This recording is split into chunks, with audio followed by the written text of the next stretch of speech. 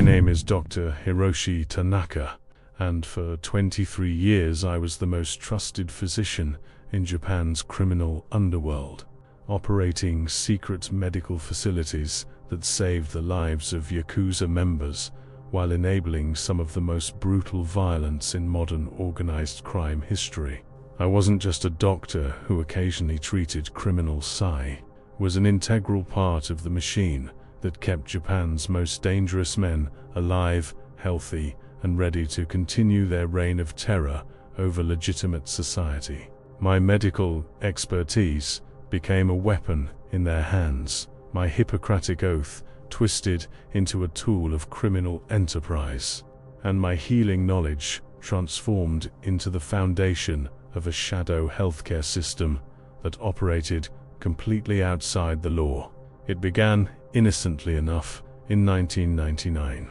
when I was a young emergency room physician at Tokyo General Hospital, fresh from medical school, with idealistic dreams of saving lives and serving my community. The economic recession had devastated Japan's healthcare system, leaving hospitals understaffed and doctors overworked, struggling to provide adequate care with insufficient resources and mounting debt. When a well-dressed man approached me after a particularly brutal shift, offering triple my hospital salary to provide discreet medical services for privacy-conscious clients, I thought I was being recruited for a legitimate private practice serving wealthy businessmen who valued confidentiality. The reality was far more sinister and complex than I could have imagined. Within months, I found myself operating a fully equipped surgical suite hidden beneath a traditional tea house in Tokyo's Asakusa district, treating gunshot wounds, stab injuries, and torture victims whose screams echoed through soundproofed rooms while I worked desperately to keep them alive. The patients never gave their real names, paid only in cash, and disappeared into the night once their wounds were stabilized, leaving me with blood-stained money and the growing realization that I had become complicit in a cycle of violence that my medical skills were perpetuating rather than ending. The transition from legitimate physician to criminal enabler happened so gradually that I barely noticed the moral boundaries dissolving until I was already trapped. In a world where medical ethics became negotiable and the preservation of life served the continuation of death. My first patient was a middle-aged man with a bullet wound in his shoulder, professionally dressed despite the blood soaking through his expensive suit, who spoke with the quiet authority of someone accustomed to being obeyed without question. He introduced himself only as Yamamoto-san and explained that he represented a traditional business organization that occasionally required medical services outside the conventional healthcare system. The wound was clean, the bullet had passed through without hitting major arteries, and the surgery was routine, exactly the kind of case I had handled dozens of times in the emergency room. What made it different was the envelope of cash he left on my desk afterward, containing more money than I earned in 3 months at the hospital, and his quiet assurance that there would be more work if I proved reliable and discreet. Over the following weeks, more patients began arriving at irregular hours, always with similar wounds and the same need for absolute confidentiality. They were polite, respectful, and paid generously for services that seemed straightforward enough, treating injuries that could have been sustained in any number of legitimate accidents or altercations. I told myself that I was simply providing medical care to people who valued their privacy, that their reasons for avoiding hospitals were their own business, and that my obligation was to heal rather than judge. But as the cases became more frequent and the injuries more severe, it became impossible to maintain the fiction that these were ordinary patients with ordinary problems. The wounds told stories of systematic violence, precise knife cuts that suggested torture rather than random attacks, bullet trajectories that indicated execution-style shootings, and burn patterns that could only have resulted from deliberate infliction of pain. I was treating the casualties of an ongoing war, and my medical expertise was keeping the soldiers alive so they could return to battle. The moment I truly understood what I had become involved in came during my 6th month of providing discreet medical services, when Yamamoto-san arrived at my clinic carrying an unconscious teenager who had been beaten so severely that his face was unrecognizable and his internal injuries threatened immediate death. The boy couldn't have been older than 17, and the systematic nature of his injuries, broken ribs, ruptured spleen, severe concussion, and burns on his hands and feet indicated hours of deliberate torture rather than a simple assault. As I worked frantically to stabilize his condition, performing emergency surgery to stop internal bleeding while monitoring for signs of brain trauma, Yamamoto-san explained with chilling casualness that the boy had been caught stealing from one of their businesses and needed to be taught a lesson before being returned to his family. The clinical detachment in his voice as he described the torture process, the way he discussed the boy's suffering as if it were a necessary business expense, forced me to confront the reality that I wasn't just treating the victims of violence. I was enabling it by ensuring that both perpetrators and victims survived to continue the cycle. The boy lived thanks to my intervention, but as I watched him being carried away still unconscious, I realized that my medical skills had become tools of intimidation and control. The Yakuza could torture with impunity because they knew I would be there to repair the damage, to keep their victims alive long enough to send whatever message they intended, and to ensure that their own members could survive the inevitable retaliation that their actions would provoke. I had become an essential component in a machine of systematic cruelty, my healing hands enabling horrors that violated everything I had sworn to prevent when I took the Hippocratic Oath. That night, I seriously considered walking away from the arrangement, reporting what I had witnessed to the police, and returning to legitimate medicine despite the financial consequences. But Yamamoto-san had anticipated this moment of crisis, and his next words changed everything. "Doctor, your services have been so valuable that we've decided to make this arrangement more permanent.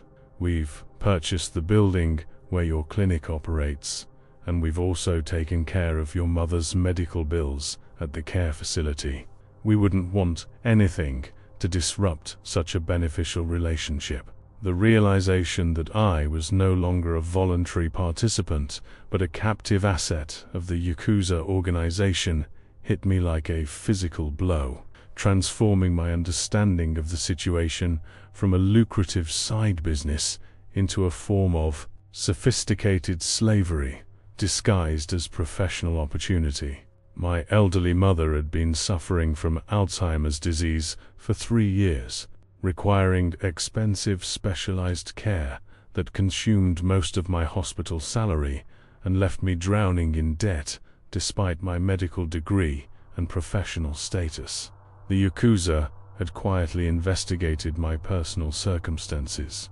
identified my greatest vulnerability, and used it to ensure my compliance with their demands. They hadn't just hired my services, they had purchased my life, my loyalty, and my silence through a combination of financial dependency and implicit threats that made escape impossible without destroying everything I cared about. The clinic they had established for me was a masterpiece of criminal infrastructure, a fully equipped surgical suite hidden beneath a traditional tea house, complete with advanced medical equipment, pharmaceutical supplies, and security measures that would have impressed any legitimate hospital. The operating room featured state-of-the-art surgical tools, monitoring equipment, and life support systems that cost more than most rural hospitals could afford, all powered by generators that ensured uninterrupted operation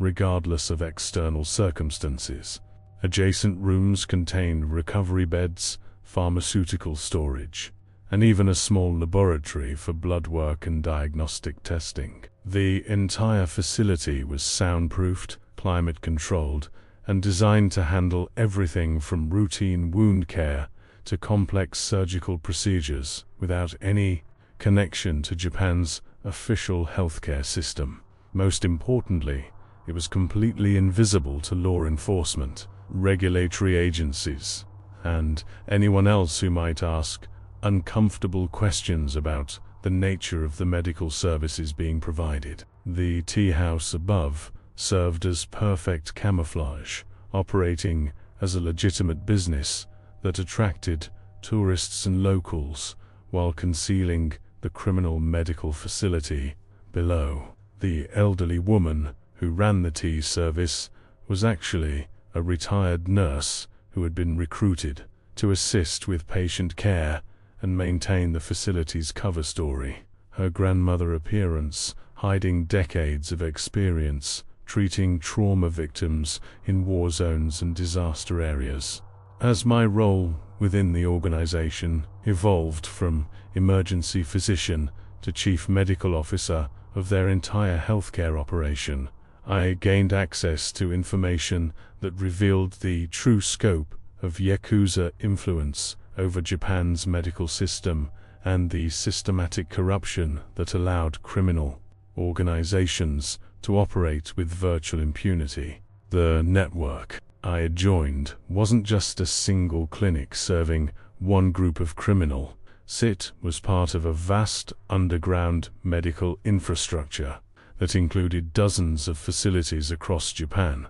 staffed by hundreds of healthcare professionals who had been recruited, coerced, or blackmailed into serving the needs of organized crime. Legitimate hospitals, medical schools, pharmaceutical companies, and regulatory agencies had all been infiltrated or corrupted to various degrees, creating a shadow healthcare system that paralleled and intersected with official medical services in ways that would shock most citizens. Ambulance services were diverted to avoid certain areas during gang conflicts. Emergency room staff were paid to lose medical records of criminal patients, and forensic pathologists were influenced to misrepresent cause of death in suspicious cases. The corruption extended to medical licensing boards, insurance companies, and even international medical supply chains that provided untraceable equipment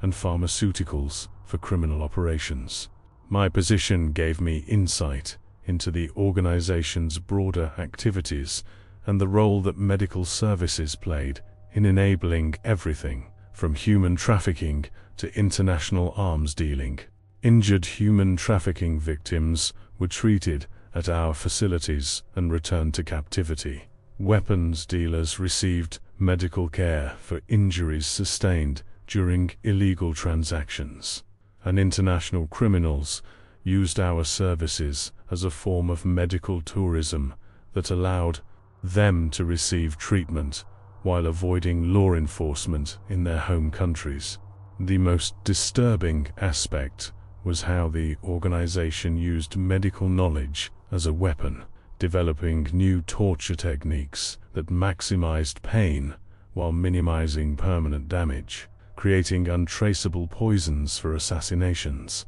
and using my expertise to keep interrogation subjects alive and conscious during extended periods of questioning. I found myself consulting on the medical aspects of kidnapping operations, advising on how to keep victims healthy during long-term captivity, and providing guidance on psychological manipulation techniques that could break a person's will without leaving physical evidence. The psychological toll of living a double life as both healer and enabler of violence began to manifest in ways that threatened my ability to function as a physician and as a human being, forcing me to confront the fundamental contradiction between my medical training and my criminal complicity. During the day, I maintained my position at Tokyo General Hospital, treating legitimate patients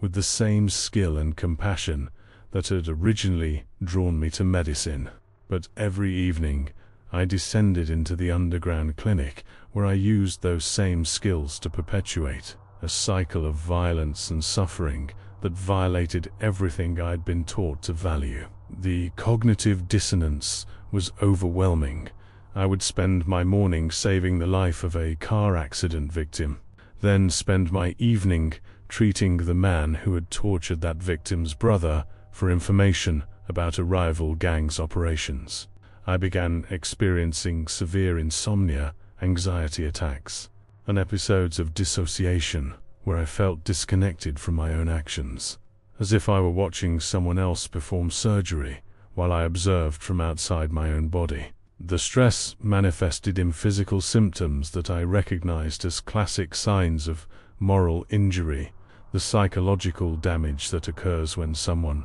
is forced to act against their deepest values and beliefs. I started making mistakes in my legitimate medical practice, missing diagnoses that should have been obvious, and struggling to maintain the empathy and emotional connection that made me an effective physician. My colleagues began to notice changes in my behavior, commenting on my increased irritability, social withdrawal, and apparent burnout that seemed disproportionate to the normal stresses of emergency medicine. The worst part was the growing realization that I was becoming desensitized to violence and suffering, that the horrific injuries I treated in the underground clinic were starting to seem routine rather than shocking. I found myself evaluating torture victims with the same clinical detachment I would use for any other medical case, focusing on the technical aspects of treatment while mentally blocking out the human cost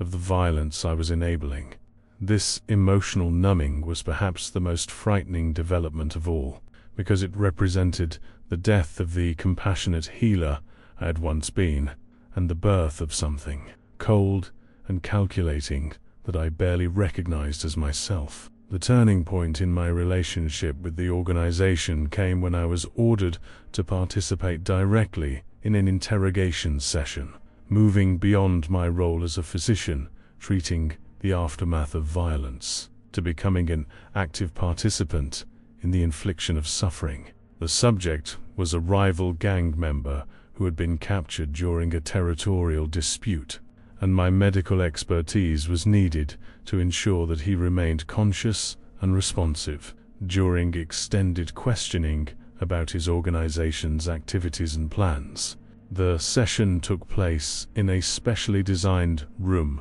beneath one of their legitimate businesses, equipped with medical monitoring equipment that allowed me to track the subject's vital signs and intervene if the interrogation threatened to cause permanent damage or death. My role was to advise the interrogators on how much physical stress the subject could endure, when to pause the questioning to prevent medical complications, and how to maximize psychological pressure while maintaining his physical health. The techniques they used were sophisticated and terrifying. Carefully calibrated electric shocks that caused excruciating pain without damaging organs, pressure point manipulation that created agony without leaving marks, and psychological torture methods that broke down mental resistance while preserving cognitive function. As I monitored the subject's heart rate, blood pressure, and neurological responses, providing medical guidance that prolonged his suffering and increased the effectiveness of the torture, I realized that I had crossed a line from which there could be no return. I was no longer just treating the victims of violence, I was actively participating in its creation, using my medical knowledge to perfect techniques of human degradation that would haunt my dreams for years to come. The information extracted during that session led to a coordinated attack on 3 rival gang locations that resulted in dozens of deaths. and the consolidation of territory worth millions of dollars in illegal revenue. My medical expertise had directly contributed to mass violence, and the blood of those victims was on my hands as surely as if I had pulled the triggers myself. That night, as I sat in my apartment staring at my medical diploma on the wall,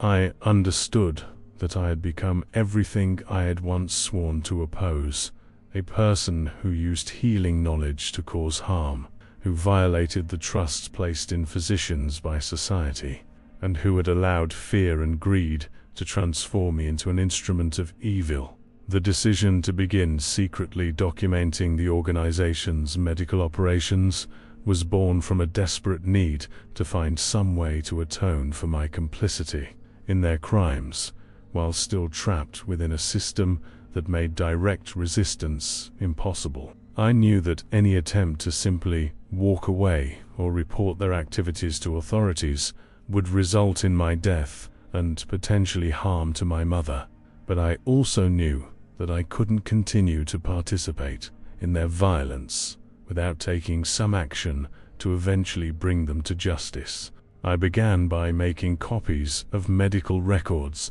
that documented the treatment of torture victims, photographing injuries that provided evidence of systematic human rights violations, and recording conversations that revealed the organization's involvement in international criminal activities. The process required extreme caution and patience. I could only access small amounts of information at a time, had to vary my documentation methods to avoid detection, and needed to find secure ways to store evidence without leaving digital traces that could be discovered during security sweeps. Over the course of 3 years, I assembled a comprehensive archive that included medical records for hundreds of patients, photographic evidence of torture and violence, financial documents showing payments for illegal medical services, and recorded conversations that implicated dozens of high-ranking Yakuza members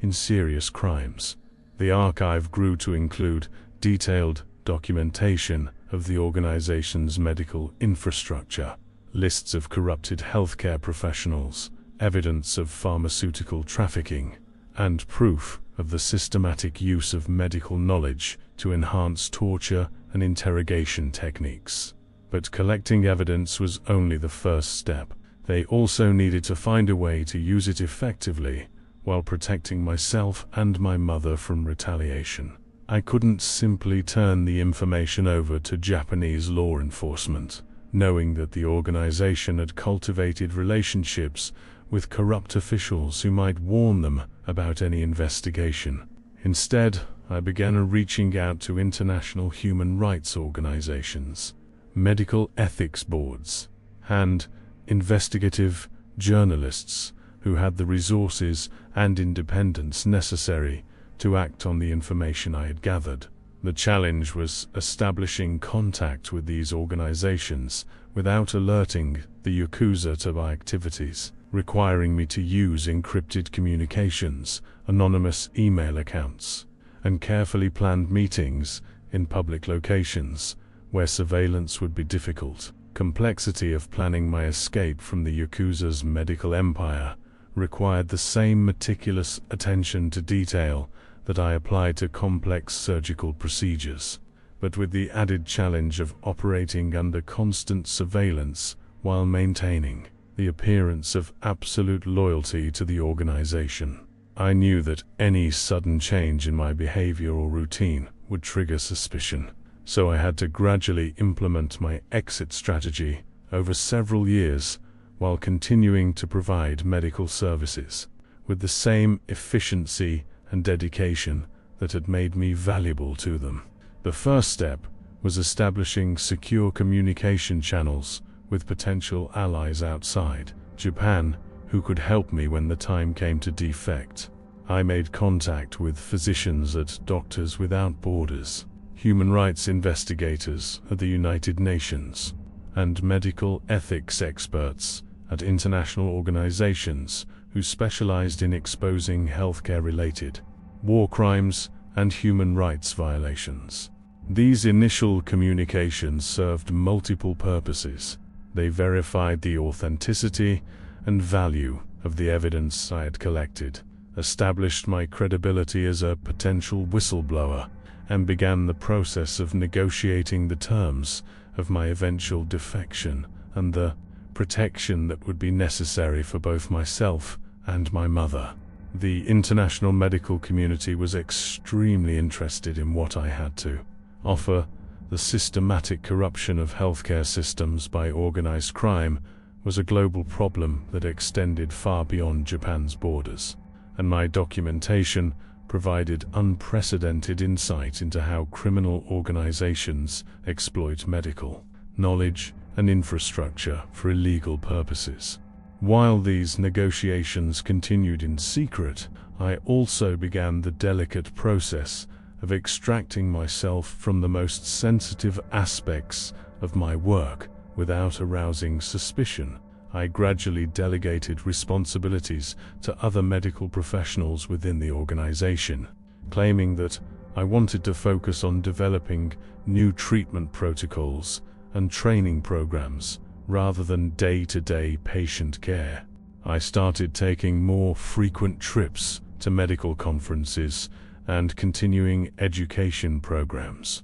ostensibly to stay current with advances in trauma surgery and emergency medicine, but actually to meet with my international contacts and establish safe houses in countries where I might need to seek refuge. The final phase of my escape plan was accelerated by an unexpected development that forced me to choose between my own safety and the life of an innocent child who had become caught in the organization's web of violence. In early 2022, I was called to treat a 7-year-old girl who had been kidnapped by a rival gang and tortured in an attempt to pressure a father, low-level Yakuza member, into revealing information about his organization's drug distribution network. The child had been subjected to horrific abuse that left her with severe physical and psychological trauma, and my medical assessment revealed that she would require extensive treatment and therapy to have any chance of recovery. The organization's leadership was planning to use her as leverage in ongoing negotiations with the rival gang, keeping her alive but continuing to inflict suffering as a demonstration of their power and ruthlessness. As I looked at this broken child, barely conscious and whimpering in pain despite the sedatives I had administered, I realized that I had reached a point where my complicity in the organization's crimes had become intolerable. I could no longer rationalize my participation by telling myself that I was just providing medical care, or that my mother's safety justified my continued cooperation. This child's suffering was a direct result of the medical infrastructure I had helped to build and maintain, and her blood was on my hands as surely as if I had inflicted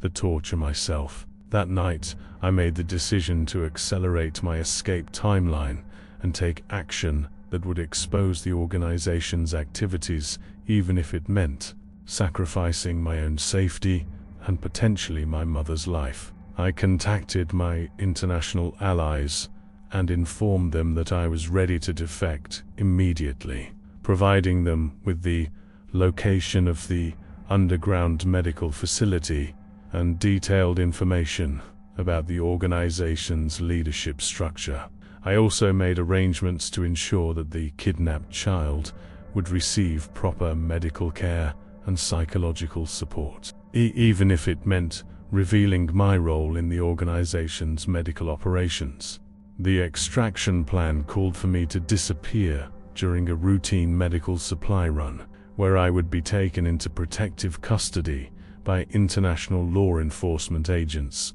before being relocated to a secure facility where I could provide detailed testimony about everything I had witnessed and participated in during my years as the Yakuza's private physician. The morning of my escape, March 18, 2022, began with a routine surgery to treat a gang member who had been shot during a territorial dispute. Unaware that this would be the last time, I would use my medical skills to enable the violence that had consumed my life for over 2 decades. As I worked to repair the damage caused by 2 bullets to the patient's abdomen, carefully suturing internal organs and monitoring vital signs while my hands moved with the practiced precision of thousands of similar procedures, I was acutely aware that hidden in my medical bag were encrypted drives, containing evidence that would destroy the organization I had served for so long. The patient was a young man, barely 25,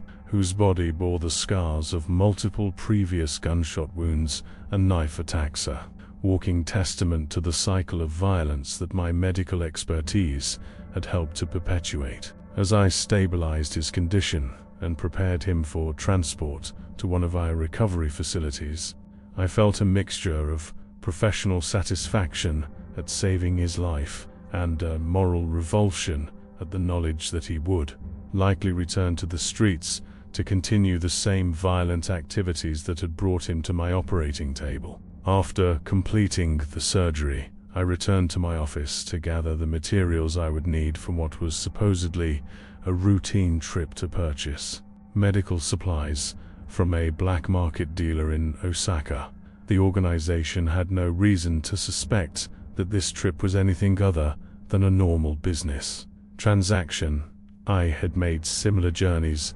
dozens of times over the years, and my role in maintaining the medical supply chain was well established and trusted. As I packed my medical bag with the encrypted drives containing evidence of their crimes, I felt the weight of 23 years of complicity pressing down on me like a physical burden. The files contained medical records that documented systematic torture, photographs that proved human rights violations, and financial documents that revealed the scope of their criminal medical empire. Hidden among legitimate medical supplies were the tools that would finally allow me to honor the Hippocratic oath I had violated so many times, to use my knowledge to heal rather than harm, and to ensure that the suffering I had enabled would finally serve a purpose in bringing justice to the victims. The extraction itself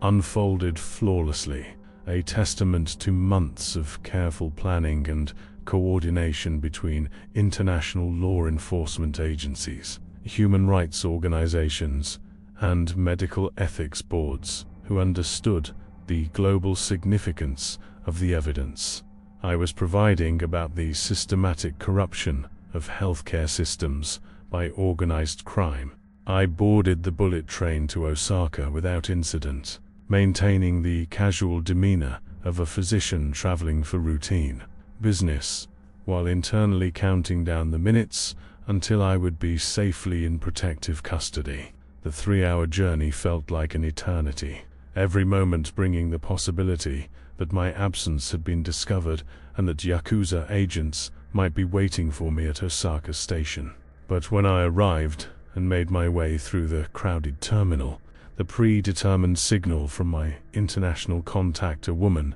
reading a specific medical journal in the station cafe, confirmed that everything was proceeding according to plan. Within minutes, I was whisked away to a secure facility where I began the process of formally defecting from the criminal organization that had defined my adult life and corrupted my medical practice. The debriefing sessions that followed were exhaustive and emotionally devastating, as I spent weeks walking international investigators through every aspect of the medical empire I had helped to build and maintain. The scope of their interest went far beyond simple documentation of torture and violence. My evidence revealed connections to international human trafficking networks, pharmaceutical smuggling operations, and medical research programs that violated every principle of ethical human experimentation. The thousands of medical records I had collected over 3 years provided law enforcement with an unprecedented window into how organized crime exploits healthcare systems, showing how criminal proceeds flow through legitimate medical institutions and how corrupt networks use medical knowledge to enhance their criminal capabilities. As I testified about patient after patient, procedure after procedure, I was forced to confront the full magnitude of what I had been part of for over 2 decades. The numbers were staggering: hundreds of torture victims treated and returned to captivity, dozens of assassination attempts enabled by medical consultation, thousands of criminal injuries healed to perpetuate ongoing violence, and an entire shadow healthcare system that operated completely outside legal oversight or ethical constraints. The coordinated international raids that followed my defection struck simultaneously at Yakuza medical operations in 8 countries, exposing a global network of corrupted healthcare professionals and criminal medical facilities that had operated in shadows for decades. I watched the news coverage from my secure location, seeing familiar faces being led away in handcuffs and recognizing medical facilities where I had spent countless hours treating the casualties of organized crime violence. The raids were timed to prevent the organization from destroying evidence or relocating their operations, with law enforcement agencies in Japan, Thailand, Philippines, Brazil, and 4 other countries executing search warrants at exactly the same moment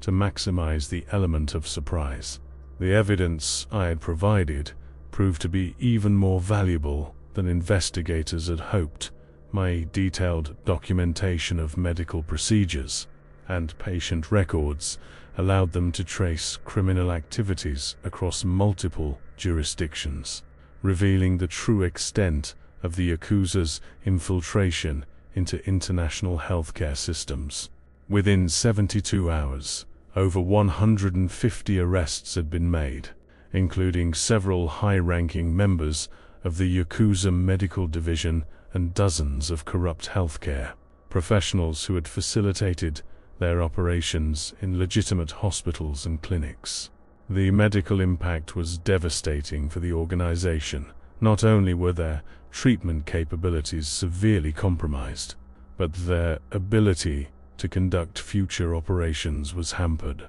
by the loss of medical professionals who possessed critical knowledge about treating combat injuries and maintaining the health of criminal operatives. The raids also uncovered evidence of systematic human rights violations that would lead to international criminal charges, including documentation of medical experiments conducted on unwilling subjects, evidence of organ trafficking operations, and proof of the use of medical knowledge to enhance torture and interrogation techniques. But I also knew that the organization's response would be swift and merciless, and that my betrayal had made me the primary target of their revenge. Intelligence reports confirmed that they had placed a substantial bounty on my head and were using their remaining resources to locate me. Despite the extensive security measures that had been put in place to protect my identity and location, the psychological pressure of living under constant threat was immense, but it was offset by the satisfaction of knowing that my decision to come forward had struck a devastating blow against a criminal network that had corrupted one of society's most trusted institutions. The legal proceedings that followed the raids stretched over 4 years, during which I served as the prosecution's primary witness in multiple jurisdictions, testifying in courtrooms from Tokyo to Geneva about the systematic corruption of healthcare systems and the use of medical knowledge to facilitate some of the most heinous crimes in modern organized crime history. Each trial was a grueling experience that required me to relive my years as a criminal physician while facing cross-examination from defense attorneys who were determined to discredit my testimony and portray me as an unreliable witness seeking to save himself by fabricating evidence against former colleagues. The psychological toll was enormous. I was forced to confront my own complicity in horrific crimes while simultaneously serving as the instrument of justice that would bring the perpetrators to account for their actions. The defense teams employed every possible strategy to undermine my credibility, arguing that I was a disgruntled employee seeking revenge, a pathological liar who had fabricated evidence for personal gain, or a master manipulator who had orchestrated the entire criminal medical enterprise and was now attempting to shift blame to innocent victims. But the documentary evidence I had collected was overwhelming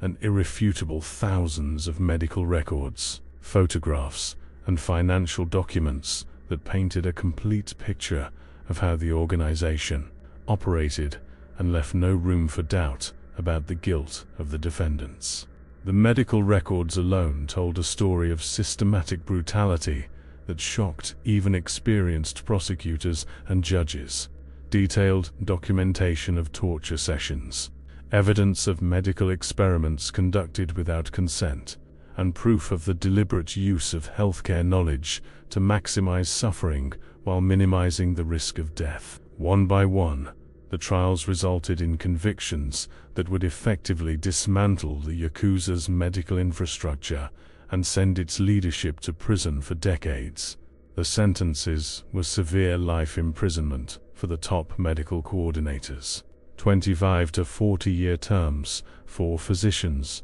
who had participated in torture, and substantial prison time even for nurses and technicians who had played supporting roles in the organization's medical operations. The financial penalties were equally devastating, with courts ordering the forfeiture of millions of dollars in assets and imposing fines that would prevent the organization from rebuilding its medical capabilities, even if its members were eventually released from prison. The personal cost of my decision to expose the Yakuza's medical empire has been enormous and ongoing, requiring me to live under an assumed identity in a foreign country where I have no family, no friends from my previous life, and no connection to the medical community that once defined my professional identity. The witness protection program provided me with excellent security and a comfortable standard of living,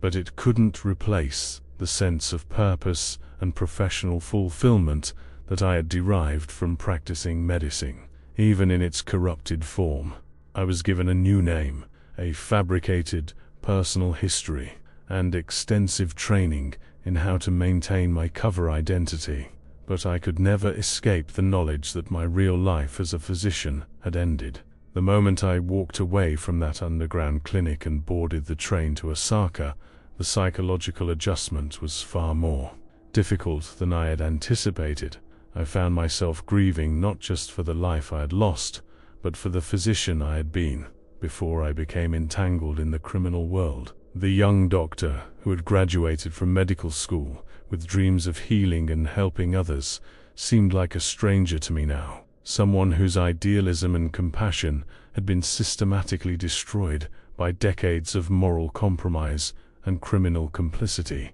I struggled with depression, anxiety, and a profound sense of guilt that no amount of cooperation with law enforcement could fully alleviate. Yes, I had helped to expose and dismantle one of the world's most sophisticated criminal medical networks, but I had also been complicit in their crimes for over 20 years, and the harm they had caused during that time was irreversible. The torture victims I had treated and returned to their captors, the criminals I had healed so they could continue their violence, the children who had suffered because my medical expertise enabled their abuse. Their pain was real and permanent, and my eventual cooperation with authorities couldn't undo the damage I had helped to cause. I began working with therapists who specialized in helping former criminals adjust to legitimate life, But the process of rebuilding my moral foundation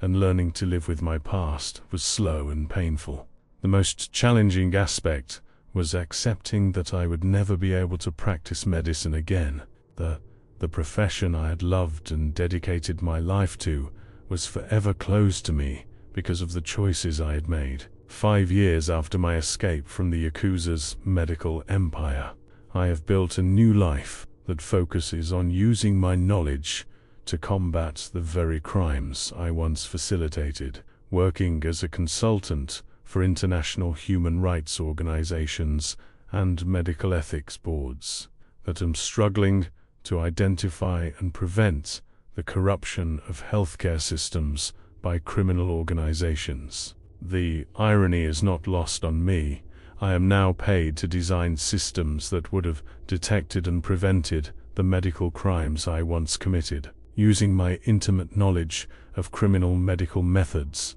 to help legitimate organizations protect themselves from the kind of corruption I once specialized in. My work involves training healthcare professionals to recognize signs of criminal infiltration, helping regulatory agencies understand how organized crime exploits medical systems, and assisting prosecutors in complex cases where my experience provides crucial insights into criminal medical methodologies. The transition from criminal enabler to crime fighter has been professionally rewarding but emotionally complex, as I am constantly reminded of my past while working to prevent others from following the same destructive path. I have become something of an expert on the psychology of medical corruption, understanding from personal experience how intelligent, dedicated healthcare professionals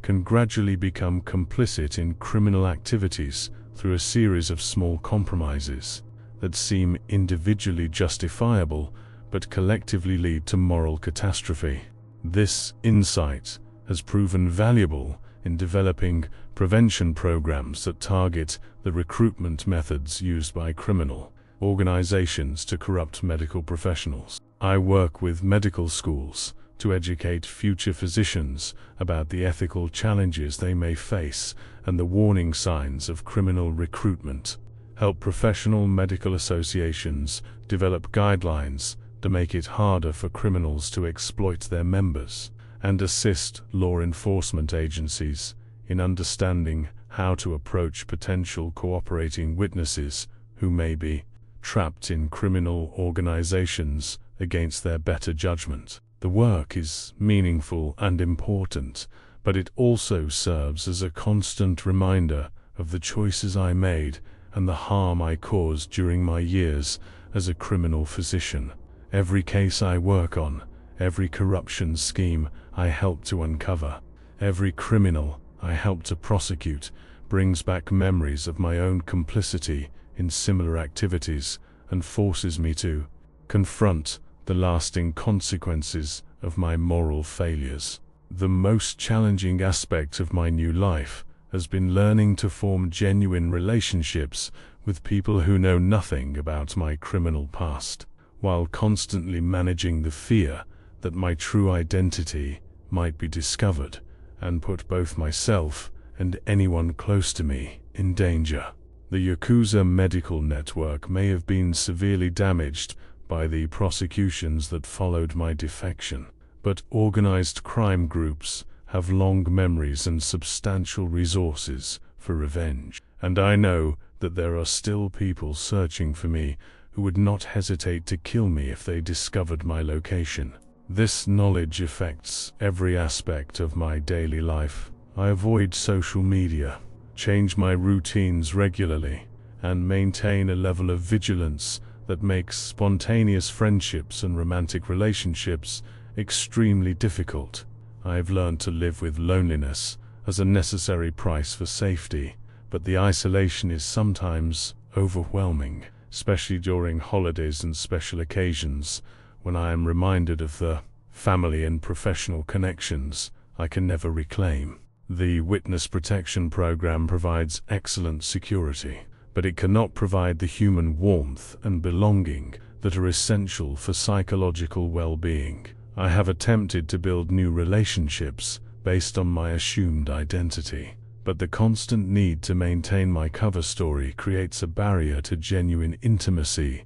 that is difficult to overcome. How do you explain to someone you care about why you have no photographs from your medical school years, no former colleagues to reminisce with, no family members to visit during holidays? The lies necessary to maintain my cover become increasingly complex and emotionally exhausting, and I sometimes wonder if the isolation is worse than the physical danger I escaped. But then I remember the victims of the crimes I helped to facilitate, the torture victims, the trafficking survivors, the children who suffered because of the medical infrastructure I helped to build, and I remind myself that my discomfort is a small price to pay for the justice that was finally served and the future crimes that were prevented by my cooperation. I have found some solace in volunteer work with organizations that help victims of medical abuse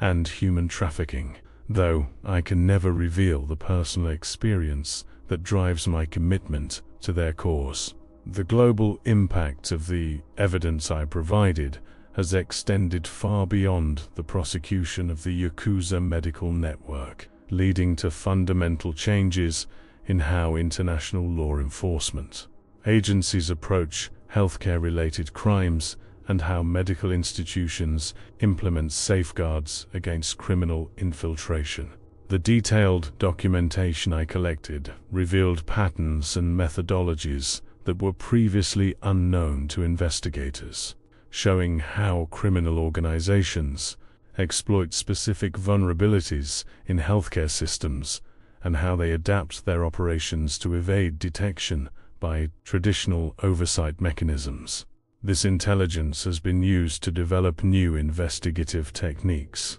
improve international cooperation protocols, and create more effective regulatory frameworks that make it harder for criminals to corrupt medical professionals and institutions. Medical licensing boards and regulatory agencies around the world have implemented new reporting requirements and monitoring systems based on the insights gained from my case, and several countries have strengthened their laws governing medical practice to close the loopholes that criminal organizations had been exploiting for decades. The ripple effects continue to be felt throughout the criminal underworld, as other organizations have been forced to modify their operations in response to the new security measures and investigative capabilities that emerged from the Yakuza medical prosecutions.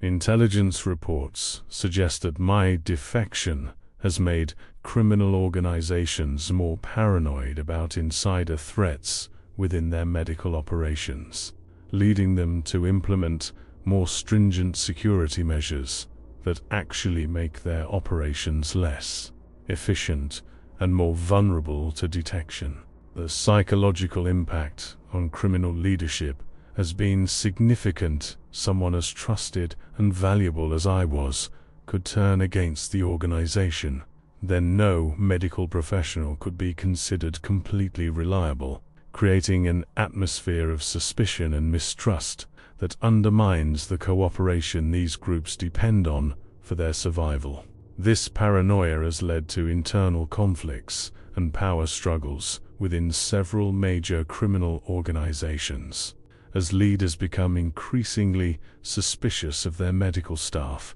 and begin eliminating potential threats in ways that often damage their own operational capabilities. The long-term effect has been to make organized crime less organized and more vulnerable to law enforcement infiltration and disruption, while also making it more difficult for criminal groups to maintain the sophisticated medical infrastructure necessary for complex operations. Perhaps the most unexpected consequence of my decision to expose the Yakuza's medical empire has been the opportunity to help other healthcare professionals who find themselves trapped in similar situations and are looking for a way out without destroying their careers or endangering their families. Through my work with international organizations, I have been contacted by dozens of physicians, nurses, and other medical professionals in situations similar to my own healthcare workers who were recruited by criminal organizations for their legitimate skills, but gradually became complicit in illegal activities and now want to escape without facing criminal prosecution or retaliation. These individuals come from all over the world, doctors in conflict zones who are forced to treat war criminals, nurses in refugee camps who are coerced into participating in human trafficking operations, surgeons in developing countries who are blackmailed into performing illegal organ transplants, and medical researchers who discovered that their work was being used to develop biological weapons or torture techniques. Each case is unique, but they all share common elements: intelligent, dedicated healthcare professionals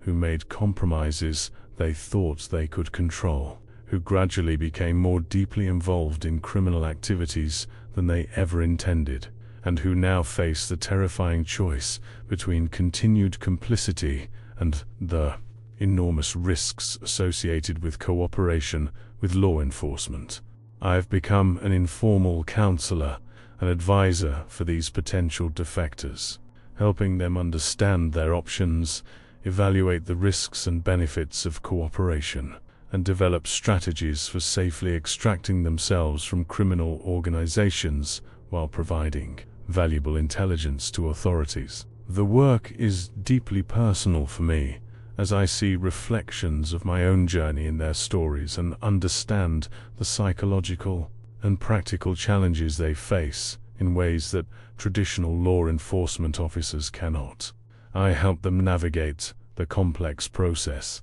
of becoming cooperating witnesses, prepare for the emotional trauma of betraying former colleagues, and adjust to the reality of life in witness protection or under assumed identities. Many of these individuals have provided crucial intelligence that has led to additional prosecutions and the disruption of criminal networks around the world, creating a cascading effect where each successful defection makes it easier for others to come forward and contributes to the gradual erosion of organized crime's ability to corrupt healthcare systems. The healthcare crime landscape has evolved significantly since my defection, with criminal organizations adapting their methods to address the vulnerabilities that my case exposed, while law enforcement agencies have developed new capabilities to detect and prevent the corruption of medical systems. The cat-and-mouse game between criminals and authorities has intensified, with both sides employing increasingly sophisticated technologies and methodologies in their ongoing battle for advantage. Telemedicine and digital health records have emerged as major new frontiers in this conflict, with criminal organizations embracing remote medical consultations as a way to provide healthcare services, without the physical infrastructure that my evidence helped authorities to identify and raid. However, law enforcement agencies have also developed new capabilities for tracking digital medical communications, and the electronic records that criminals thought would provide anonymity have actually created permanent audit trails that can be analyzed using advanced data analytics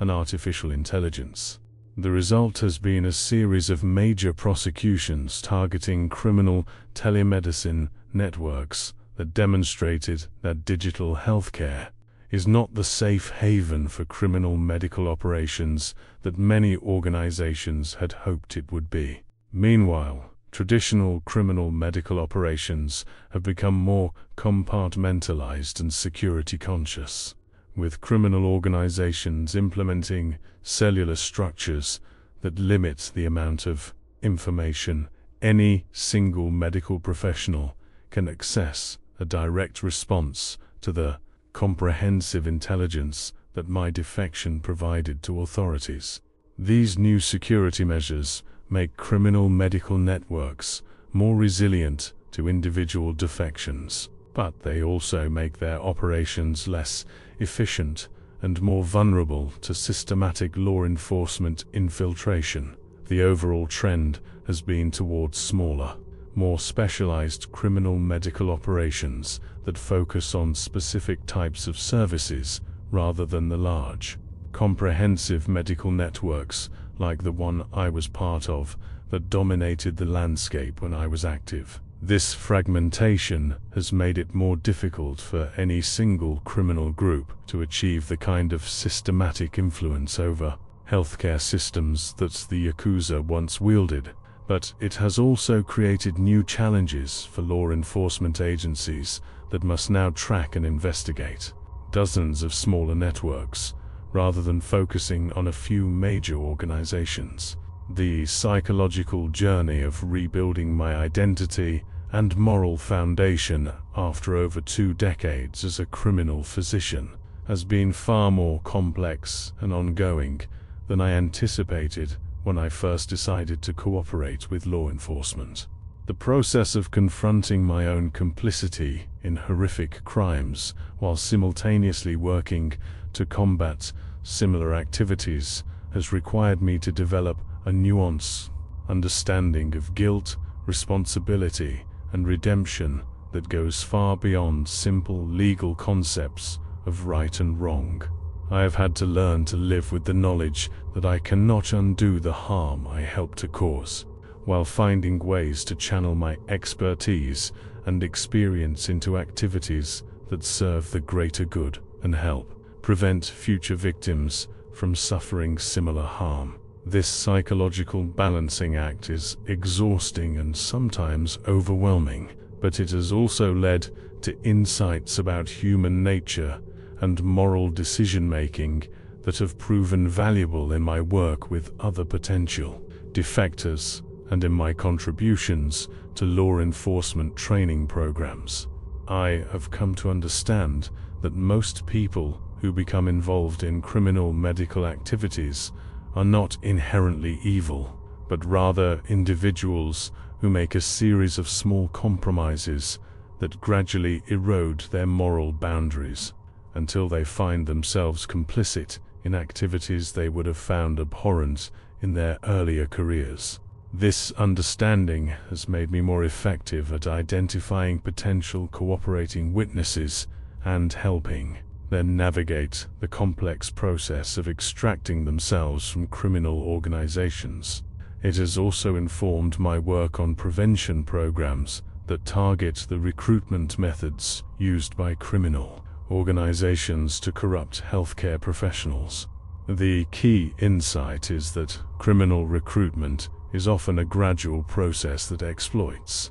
normal human desires for financial security, professional advancement, and social belonging, rather than a dramatic moment of moral choice between good and evil. By understanding these psychological mechanisms, we can develop more effective strategies for identifying and interrupting the recruitment process before healthcare professionals become so deeply involved that cooperation with law enforcement becomes their only viable option for escape. This work has given my life a sense of purpose and meaning that helps to offset the loneliness and isolation of my protected existence, providing a way to transform my criminal experience into something that serves the cause of justice and healing. The technological revolution in healthcare has created both new opportunities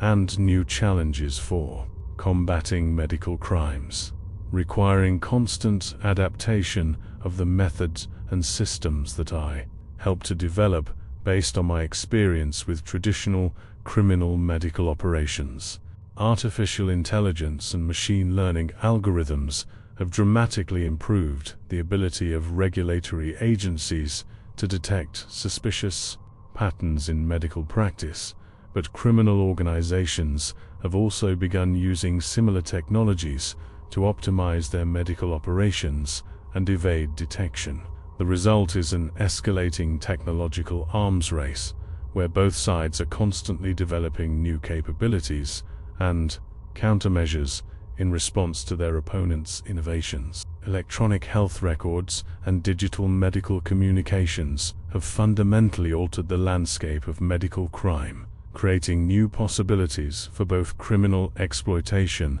and law enforcement investigation. While criminals initially embraced digital health technologies as a way to provide medical services without the physical infrastructure that could be raided by authorities, the permanent and traceable nature of digital records has actually made it easier for investigators to track criminal medical activities once they understand how to analyze these new types of data. My work now involves helping law enforcement agencies develop the technical capabilities and analytical frameworks needed to investigate digital medical crimes, while also assisting healthcare institutions in implementing compliance systems that can detect suspicious digital medical activities. The challenge is that these new technologies evolve so rapidly that training and regulatory frameworks struggle to keep pace, creating temporary windows of vulnerability that criminal organizations are quick to exploit. This dynamic environment requires constant learning and adaptation, both for the criminals trying to stay ahead of law enforcement and for the investigators working to detect and prevent their activities. The most successful approaches combine traditional investigative methods with cutting-edge technology, using human intelligence and relationship analysis to understand criminal networks while employing advanced data analytics to track their medical activities across multiple platforms and jurisdictions. The goal is to create integrated systems that can identify potential criminal medical activities quickly and accurately, while still allowing legitimate healthcare providers to operate efficiently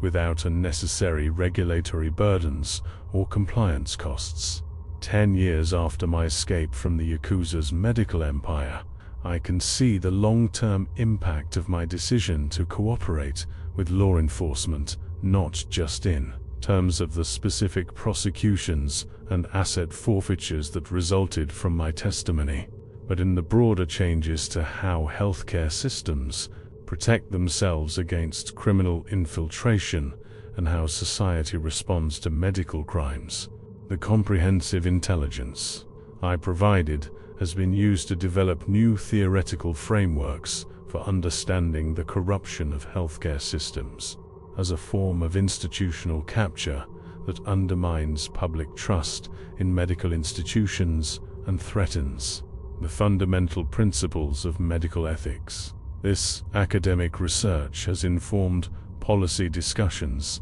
about how to strengthen healthcare governance and reduce the social conditions that make medical professionals vulnerable to criminal recruitment and coercion. The evidence I collected has also been used in international forums to advocate for stronger cooperation between healthcare regulatory agencies and more consistent ethical standards that make it harder for criminal organizations to exploit differences in medical regulations and oversight mechanisms between different countries. Several international medical ethics agreements and protocols have been strengthened or created based on lessons learned from the Yakuza medical case, improving the global healthcare community's ability to combat criminal infiltration of medical systems. But perhaps the most important long-term impact has been the demonstration that even the most sophisticated and well-protected criminal medical networks are vulnerable to exposure and prosecution when insiders are willing to come forward with evidence of their activities. This precedent has encouraged other potential medical whistleblowers to contact law enforcement agencies, leading to a cascade of additional cases that have significantly weakened organized crime's influence over healthcare institutions. The psychological impact on criminal leadership has been profound. The knowledge that trusted medical professionals might be documenting their activities and planning to defect has made criminal organizations more paranoid and less efficient in their medical operations, while the success of witness protection programs has reduced the deterrent effect of threats and intimidation. The overall result has been a measurable decline in the power and influence of traditional organized crime groups over healthcare systems, though this has sometimes been offset by the emergence of new types of criminal networks that are more decentralized and harder to infiltrate. The personal cost of my transformation from criminal physician to law enforcement asset has been enormous, but it has also provided me with a unique perspective on the nature of justice, redemption, and the possibility of positive change, even in the darkest circumstances. I have learned that true accountability requires not just punishment for past crimes, but active efforts to prevent future harm and to help repair the damage that criminal activities have caused to individuals and communities. This understanding has shaped my approach to the work I do now, focusing not just on helping to prosecute criminals, but on developing systems and programs that address the root causes of medical corruption and provide alternatives for healthcare professionals who might otherwise be drawn into illegal activities. I work with medical schools to develop curricula that help future physicians understand the ethical dimensions of their profession and recognize the warning signs of criminal recruitment, assist professional medical associations in creating support networks for healthcare workers who are trying to escape from criminal organizations or rebuild their careers after serving prison sentences for medical crimes, and help develop training programs for law enforcement officers who specialize in investigating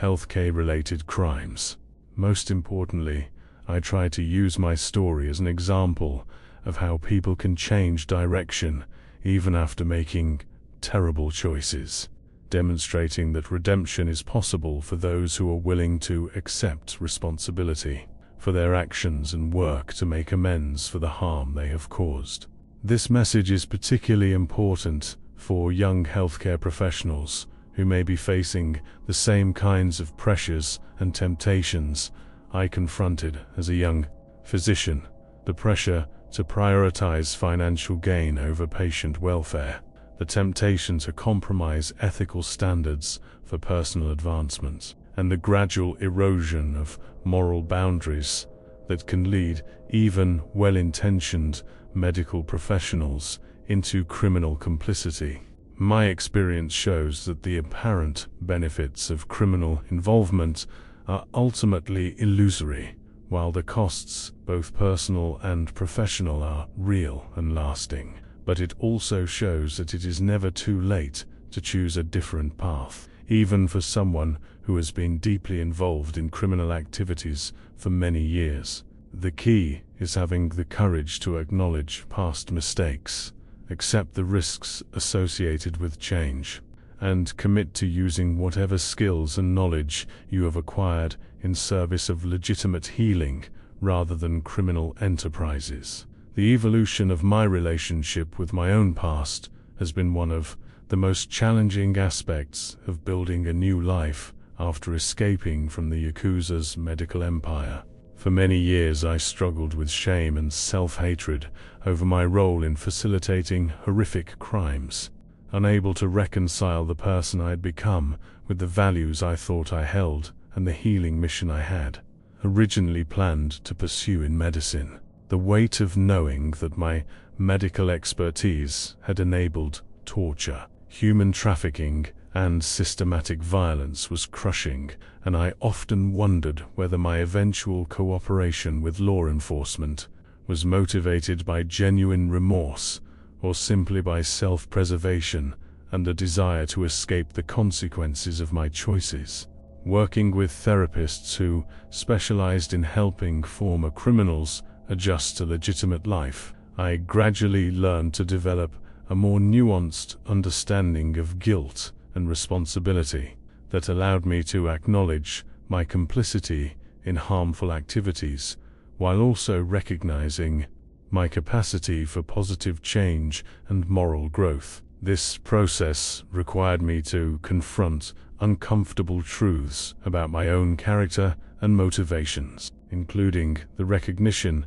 that my initial involvement with the criminal organization had been driven not just by financial pressure, but also by professional pride, intellectual curiosity, and a desire to be part of something powerful and exclusive. Understanding these psychological factors was essential for preventing myself from making similar choices in the future, and for helping other potential defectors recognize and address their own motivations for criminal involvement. I learned that true redemption requires not just changing your behavior, but understanding why you made harmful choices in the first place, and developing the self-awareness and emotional skills necessary to make better decisions going forward. This internal work has been just as important as my external efforts to combat medical crimes, because it has given me the psychological foundation necessary to maintain my commitment to legitimate activities, even when faced with temptations or pressures that might otherwise lead me back toward criminal involvement. The process is ongoing. I continue to work with mental health professionals and participate in support groups for former criminals, because I understand that the risk of moral relapse is always present, and that maintaining my ethical compass requires constant vigilance and self-reflection. The broader implications of my case extend beyond organized crime and medical regulation into fundamental questions about professional responsibility, institutional ethics, and the role of individual conscience in complex organizational settings. The ease with which I was able to corrupt legitimate medical institutions and use their resources for criminal purposes reveals serious weaknesses in the ethical frameworks and oversight mechanisms that are supposed to prevent such exploitation. Many of the hospitals, medical schools, and regulatory agencies that unknowingly facilitated the Yakuza's medical operations had compliance programs and ethical guidelines that looked impressive on paper, but failed to detect or prevent sophisticated criminal infiltration in practice. This disconnect between formal policies and actual effectiveness has become a major focus of my current work, as I help organizations develop more robust systems for identifying and addressing ethical risks before they become criminal liabilities. The key insight from my experience is that criminal organizations succeed not by overwhelming legitimate institutions with force, but by exploiting their weaknesses and blind spots, the gaps between departments that don't communicate effectively, the performance incentives that reward results without asking too many questions about methods, the cultural norms that discourage whistleblowing or challenges to authority. Addressing these vulnerabilities requires more than just better policies and procedures. It requires fundamental changes in organizational culture that prioritize ethical behavior over short-term profits and create safe channels for employees to report concerns without fear of retaliation. I work with healthcare institutions to develop training programs that help medical professionals recognize the warning signs of criminal infiltration and understand their ethical obligations when faced with suspicious activities. I also assist in creating whistleblower protection programs that provide real security for individuals who come forward with evidence of wrongdoing, because my experience has shown that insider cooperation is often the only way to detect and prevent sophisticated criminal schemes. These efforts are part of a broader movement toward greater institutional accountability and transparency that has gained momentum in response to high-profile cases of medical corruption and abuse around the world. The international dimension of modern medical crimes has made my experience increasingly relevant to law enforcement agencies and policymakers around the world who are struggling to combat criminal organizations that operate across multiple jurisdictions and exploit differences in medical regulations and oversight frameworks. The Yakuza medical case demonstrated how criminal organizations use legitimate healthcare institutions and medical professionals in dozens of countries to facilitate their operations, creating a complex web of corruption that can only be unraveled through unprecedented levels of international cooperation and information sharing. My testimony in courts around the world has helped to establish legal precedents for prosecuting transnational medical crimes, and has provided practical insights into how criminal organizations adapt their methods to exploit specific vulnerabilities in different national healthcare systems. This intelligence has been used to develop new international protocols for sharing medical intelligence, coordinating investigations across borders, and ensuring that criminals cannot escape prosecutions simply by moving their medical operations from one country to another. The work involves not just law enforcement agencies, but also medical licensing boards, regulatory authorities, and international organizations that are working to create more consistent and effective frameworks for combating medical corruption and abuse. One of the most important lessons from my case is that effective action against transnational medical crimes requires not just better laws and enforcement mechanisms, but also changes in the culture and practices of legitimate healthcare institutions that make them less vulnerable to criminal exploitation. This means implementing more rigorous credentialing procedures,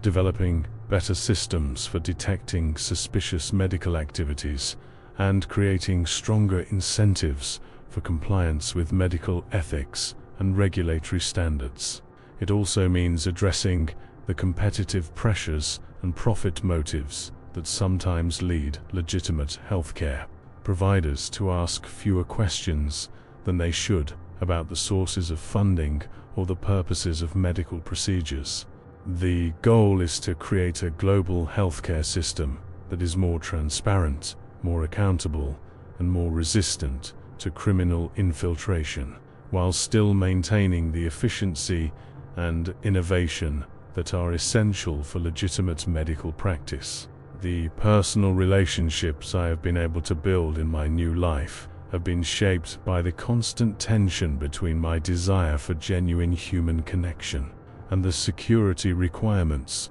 that prevent me from revealing my true identity and medical background. Learning to form meaningful friendships and romantic relationships while maintaining an elaborate cover story has required me to develop new skills in emotional compartmentalization and selective honesty that I never needed during my previous life as a physician. I have had to learn to be authentic about my current thoughts, feelings, and values, while being completely deceptive about my professional history and the experiences that shape those values. This psychological balancing act is exhausting and sometimes leads to feelings of isolation, even when I'm surrounded by people who care about me. The relationships I have formed are real and meaningful, but they are also built on a foundation of necessary deception that creates barriers to the kind of deep intimacy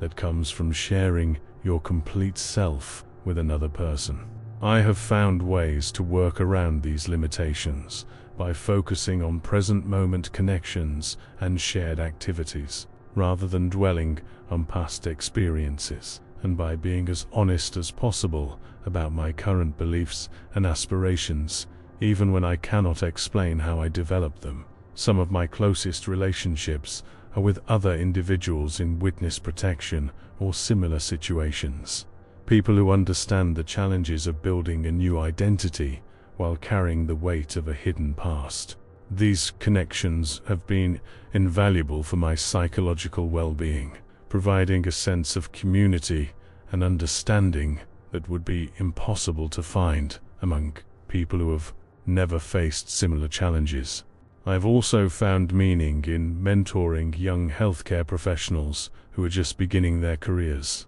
helping them understand the ethical dimensions of medical practice and the importance of maintaining their integrity, even when faced with pressures or temptations that might lead them toward questionable activities. While I cannot share the specific details of my own experience, I can use the wisdom I have gained to help others avoid the mistakes I made and build careers that serve legitimate healing purposes rather than criminal enterprises. 23 years after I first descended into that underground clinic beneath the tea house in Asakusa, and 5 years after my escape from the Yakuza's medical empire, I can reflect on the journey with a perspective that encompasses both the enormous personal costs and the significant positive impact that my decision to cooperate with law enforcement has had on the global fight against medical corruption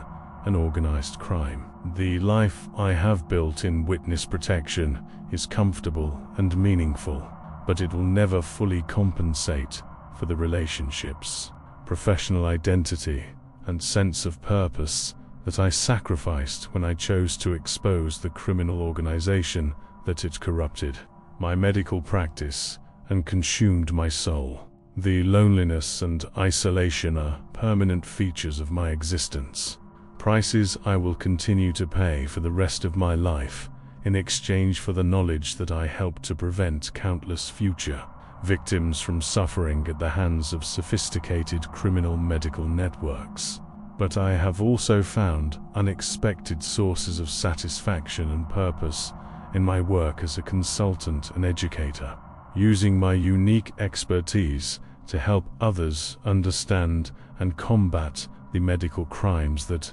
continue to plague healthcare systems around the world. The healthcare professionals I mentor, the law enforcement officers I train, and the potential defectors I counsel all represent opportunities to multiply the positive impact of my decision to come forward, creating ripple effects that extend far beyond the specific prosecutions that resulted from my testimony. Perhaps most importantly, I have learned that redemption is not a destination, but a continuous process of choosing to use whatever knowledge and capabilities you possess in service of healing rather than harm, of justice rather than criminal enterprise. This understanding has given me a framework for living with my past while working toward a future that serves the greater good, even when that work must be conducted under an assumed identity in a foreign country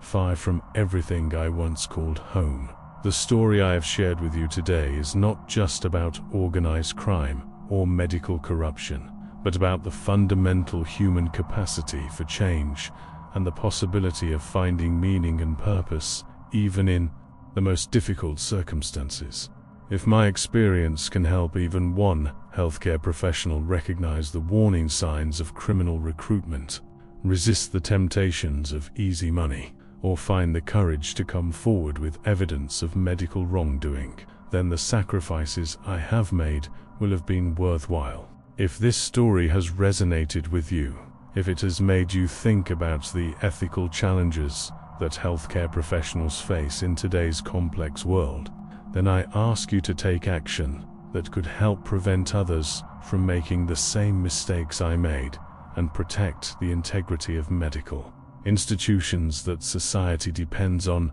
for healing and hope. Hit that subscribe button right now, because stories like this need to reach young medical students and healthcare professionals who may be vulnerable to recruitment by criminal organizations that disguise themselves as legitimate medical opportunities. Give this video a like if you believe that people can change, that redemption is possible even for those who have been complicit in serious crimes, and that sharing difficult truths about medical corruption can serve a greater purpose than protecting comfortable illusions about healthcare systems. But most importantly, leave a comment below sharing your thoughts about the ethical challenges that medical professionals face, the warning signs that might indicate criminal infiltration of healthcare institutions, and the support systems that could help